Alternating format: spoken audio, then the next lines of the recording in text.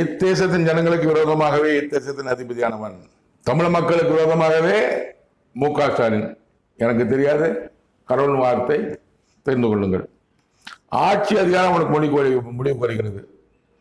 முதலமைச்சர் பதவி மு.க. ஸ்டாலின் முடிவுக்கு வருகிறது.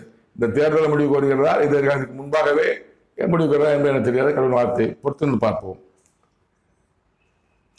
அவனுக்கு என்று என்னால் கொடுக்கப்பட்ட ஆட்சி அதிகாரம் அவனுக்கு முடிவுக்கு வருகிறது.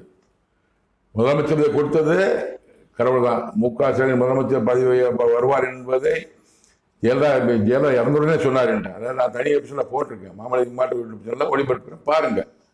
முதலமைச்சர் பதவி கொடுத்த கடவுளே அந்த முதலமைச்சர் வந்து நீக்கிறாரு. தேர்தலுக்கு முன்பாக நீக்குகிறாரா இல்லை தேர்தல் தோற்று போவாரா என்பது தெரியாது. அது உறுதியாக முதலமைச்சர் பதவி கிடையாது.